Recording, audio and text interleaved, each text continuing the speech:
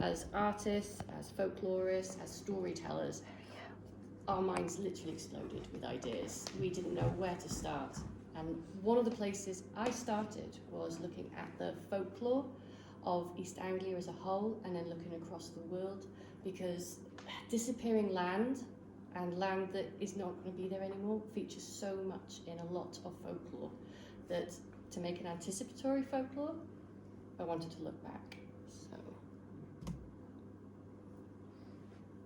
famous floods. Now, one of the floods that probably everybody thought of straight away when you started thinking about this was Noah. Now, the story of Noah and the flood that wipes out so much of humanity is actually in so many cultures.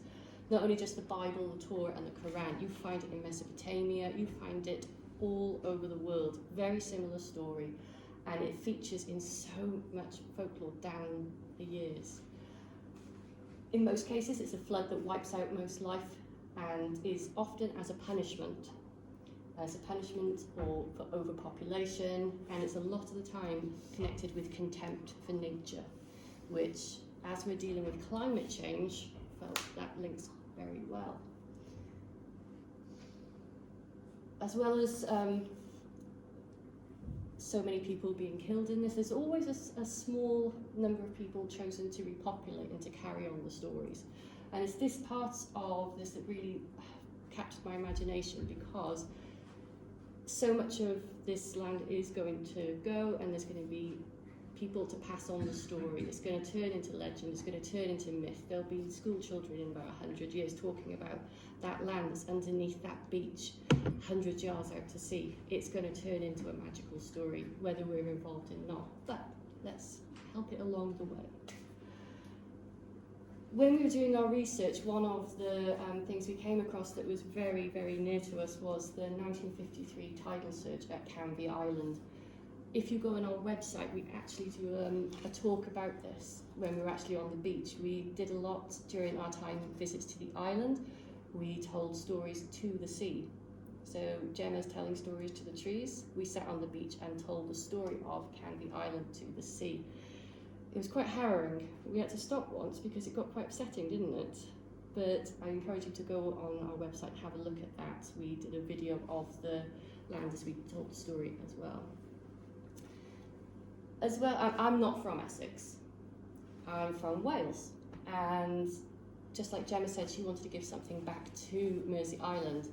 One of the reasons I became interested in folklore was I find it's a very, very good way of learning more about the land than history. It tells you much more about the people. It tells you much more about how the land was formed, how it was used, and people's relationship with it. And so I started with a friend a podcast called Eerie Essex. We look at all the odd tales, the things that slip between history, the stories that perhaps aren't deemed important enough, but we dig into them. But I now and again look back at Wales, and I think we were just talking as you came in, a lot of the time you may live in a place for ages and not look at it, and then when you move away, nostalgia kicks in and you start looking back at Wales. And I've been researching, before this project actually came up, a bit of synchronicity here, was looking at the legend of Kentfig in Glamorgan. Again, this is very closely related to that idea of punishment, the idea of contempt for nature, and then nature striking back. There's not many stories where nature doesn't actually in these tales. So, remind myself. So Kentfig, the story goes that a peasant fell in love with an earl's daughter, and then in order to make himself more available, more attractive, he robbed a lord to improve his status, killed him, and took all his wealth. At the wedding, a curse rang through the air. Vengeance will come at the end of the 9th generation. In a lot of Welsh folklore, there's a lot of ticking time bombs. Someone might think they've got away with something, and it's not their responsibility, but nature will come back.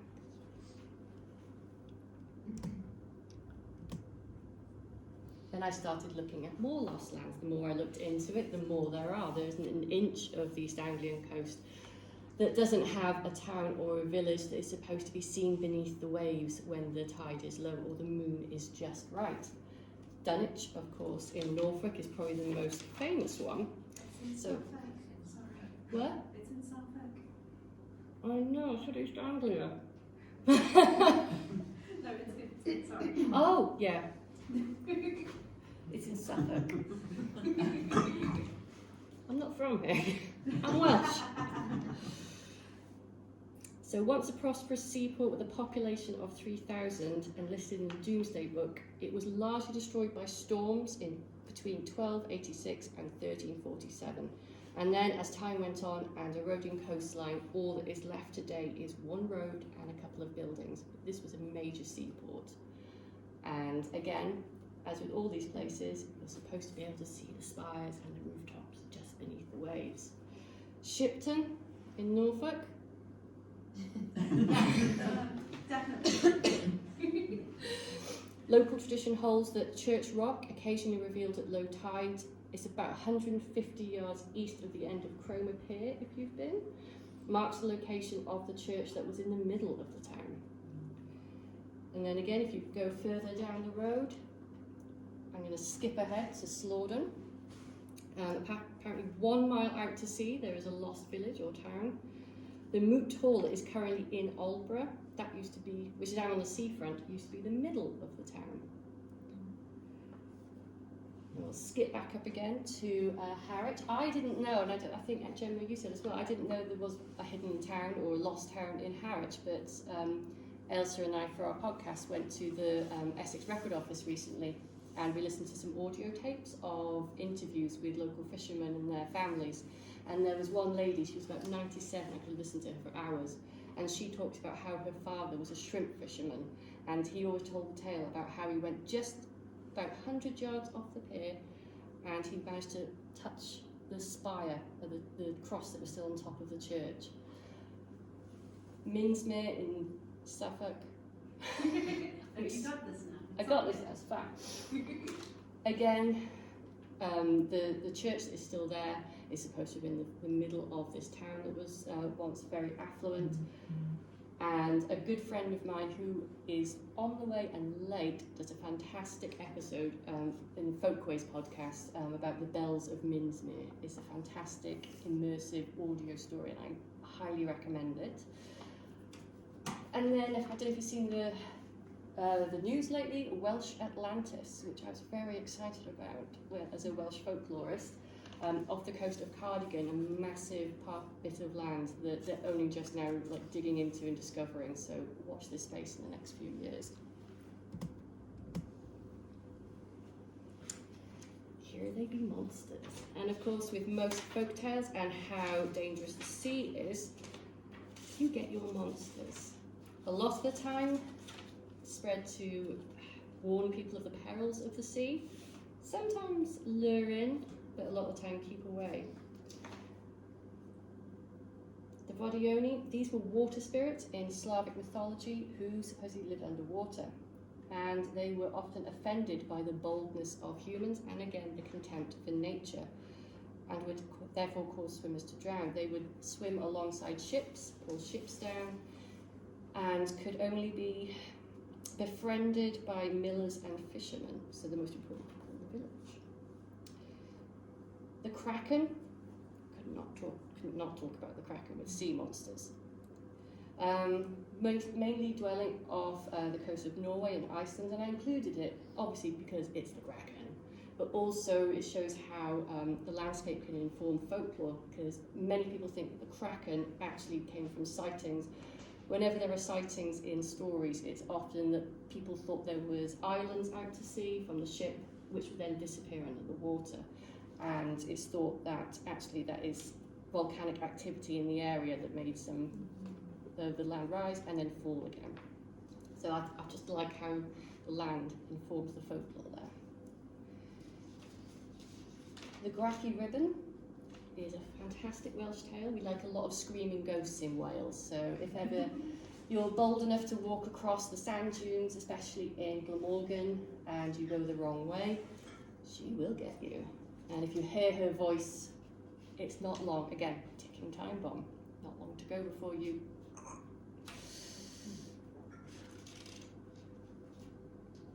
I did look up how to say this and now I've forgotten, so I'm going to say it with gusto and you, yeah? Yeah, and Seglia. Perfect.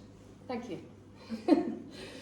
There's a mighty water snake in Native American mythology, and this again, contempt for nature, would strike out against polluted rivers and would flood the land with salt so nothing could grow. So we took from nature, she took back. The Blue Men of Minch, I was going to include it even if it wasn't interesting because I like that title. So this was a supernatural sea creature that lived underwater the caves in Minch, and that's just between Long Island and the Shan't Islands near Scotland. They're infamous for swimming alongside ships and would attempt to wreck them by conjuring storms. And then Quito, a daughter of Gaia and Pontus, was a hideous sea monster and was considered to be the personification and the actual embodiment of all the dangers at sea. So a lot, as you can see with all of these monsters, wouldn't let you get away with much. As well as warning people from the water, there was also the lures of the water. And with the Ceffyl Dŵr, which is a Welsh horse that would be so beautiful, people would want to ride it, and as soon as you got on the back of the Ceffyl Dŵr, it would ride and ride, and you would never be able to get off again until you dropped dead. And ticking time on, we like our, yeah. But there's actually found a very similar horse in Scandinavian folklore called the Bakhasten. And this was the name of the horse that would appear near rivers in foggy weather, and if anyone was foolish enough to ride it, would ride until they died as well. So if you're out in the mist, you see a beautiful horse, yeah, leave it alone. Mermaids, sirens and selkies, probably the most famous of all the lures of the water. Jenny Greenteeth, more local to us. So again, a very good example of how folklore was used to warn people of the dangers of water and the reeds that could pull you under. I don't know if any of you remember those quite scary 1970s public information films with the spirit of dark water. Very modern sort of folklore there. I don't know about you, but that terrified me. And the Grindelow, which is found more in Yorkshire, again very similar to Jenny Greenteeth. Stay away from that water. Omens. Now in Wales we have the Cyhyraeth, which is a very, very low moan that starts out at sea, and then as the waves come to the shore and go back again, it gets higher and higher and higher until it's an unbearable pitch, screaming. And it always appears before a wreck or a storm and would warn people to stay away. I very handily put all my notes in the wrong order, so bear with. Phantom lights, again, in the between Devon and Wales, in that stretch of water, we get phantom lights a lot, and these would lure people out thinking that there was a ship in trouble. There's also phantom lights on the shore, which actually, I didn't know whether to put this in omens or lures, because wreckers along the coast of Wales used to hang lanterns from sheep's necks and cows' necks to make it look like there was a port, and would lure the ships in, who would inevitably crash on the rocks, and then in the morning, the bounty would be gathered. Sailors' superstitions. I could have had page upon page upon page upon page of this, but I picked out my favourites. So, throwing stones into the sea, especially when you're putting out to sea, is a sign of disrespect and would cause storms. Looking back to port would bring bad luck to yourself, as it implies you're not ready to brave the seas. Cutting your hair or nails at sea is bad luck too, and these were used as offerings to Neptune. Proserpina, and Neptune would become jealous of these offerings. You've probably all heard that women on board the ship can make for bad travelling. It was once thought that women would distract the men from their duties, but according to the same superstition, a naked woman would shame the seas into being calm, hence why you see a lot of female figures on the front of ships. Mariners had the belief that whistling could whistle up a storm, and seamen that hadn't paid their debts could also cause a storm. There wasn't much that couldn't cause a storm, actually. What does this have to do with Cudmore Grove? as we all know, the sea is encroaching. It is taking back the land. One of the things we noticed from spending all our time in research into Cudmore Grove, there has always been a sense of the watcher. Going back to Henry VIII, there was the tower that looked out to the sea, especially during Elizabethan times, looking for the Armada. Fast forward, you have got the pillboxes. There has always been somebody watching the water, watching for people, watching for Vikings, watching for anybody coming down that stretch of water. And now we are watching the water itself, who is invading. We also, in our research, came across hunger stones. Has anybody heard of hunger stones? These are found a lot in Germany. Actually, a lot of places around the world, but probably the most famous is Germany. These are hydrological landmarks that serve as famine memorials. So whenever there was a drought or a very low water level, these stones would be put in the river to mark that this is a dangerous level. There's one particular one in Germany. There's a very famous example. It's in the Elbe River, and it says, "If you see me, then weep." And we liked the idea, well, not like the idea, it's probably not the right way of putting it, but we thought it would be quite pertinent to look at our monument as a reverse hunger stone. Maybe if you don't see me, weep. Use it as a marker. We also, as Gemma said, folklore is a memory of a community. It's meant to be shared, it's meant to be passed down, and we hope that the stories that we create and come up with through working with the community and different ages, different people, different artists, that we leave a legacy. Maybe one day, 100 years, people will be sat around a fire in a pub going, "Have you heard the tale?" Children will be in the playgrounds and will whisper to each other, "Did you hear?" And that's what we want to leave. We want to hand over to you now, really. Let's create this together.